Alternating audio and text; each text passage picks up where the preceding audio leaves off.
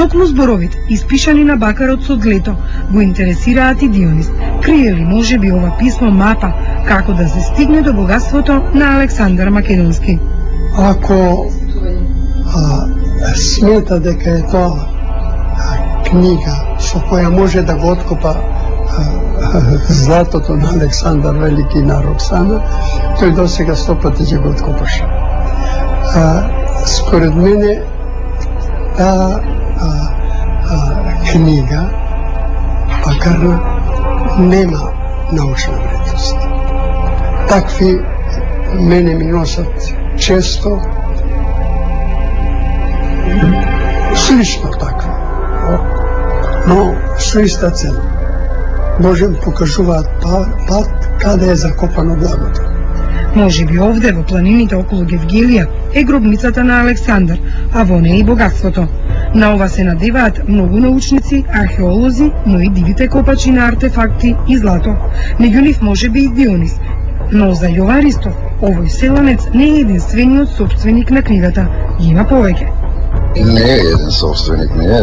Свака сега се присеќавам, тоа беа повеќе група луѓе кои организирано работат. Не се работи, значи, за еден човек. Моите соработници го имаат видено предметот, а предметот има една позадина, една приказка, а дојде густо, шета предметот не е тука, е него во Бугарија.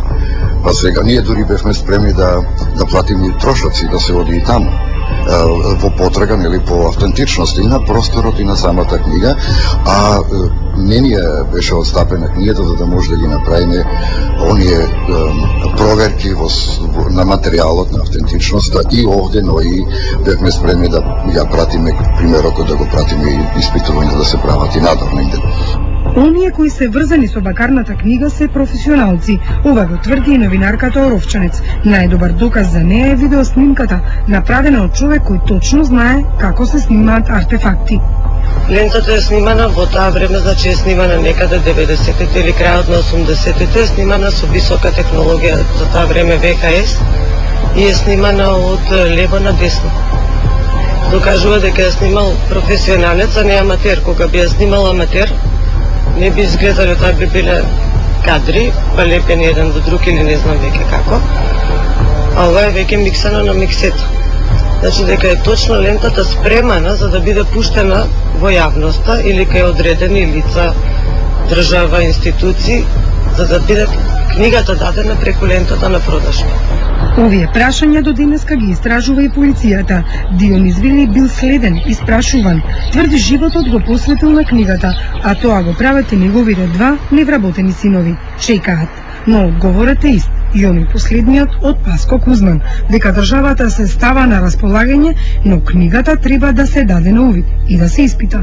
Во меѓувреме, сите кои се интересирале за неа имаат различен став. Вреди ли воопшто да се истражува понатаму? Сите индици укажува на тоа дека овде е обид само, нели, ако успееме некого да го прелажиме, да му го дадеме предметот под изговор, нели, за дека има нешто многу вредно за државата, за историјата. Јас не го спорам писмото и тоа што е напишано, меѓутоа, ако не е автентично, не би можел да застанам во одбрана на едно такво едно барање или да го поддржам. Книгата може да е стара, но не повеќе од век до век и половина. Никако пред тоа со оглед на зборовите кои што се употребени таму. Што мислите, каква ќе биде судбината на ова? Па мислам, судбината ќе биде исто како и на другите предмети, ќе се нуди, и еден ден ќе исчезне. Ќе исчезне да што може да ја откупат грците? Тој најверојатно ќе биде. Зошто се навраќате на темата постојано да истражувате? Темата е повторно интимна, затоа што е приказна. Мене ме привлекуваат приказните, а оваа приказна не е завршена. И го чекам крајот, се надевам дека ќе го дочекам, не знам, може би нема да го дочекам. Така приказната за тајната на бакарната книга трае. Во меѓувреме, станува инспирација за роман.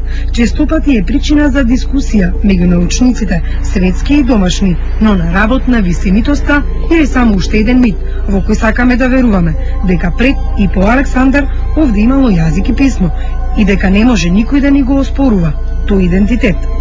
Колку ќе се зачува со промената на името идентитетот на македонците?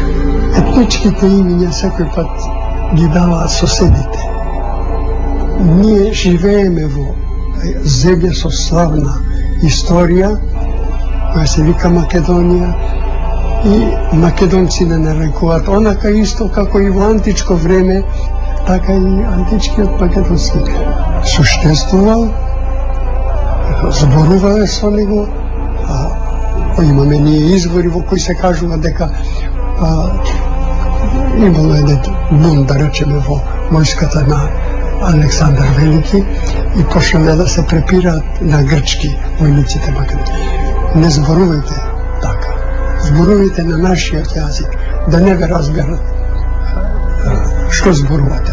Значи, тие грците не го знаеле македонскиот, античкиот македонски јазик, но со својата култура се наметнале. Токму оваа реторика ретко е оружје на македонската дипломатија.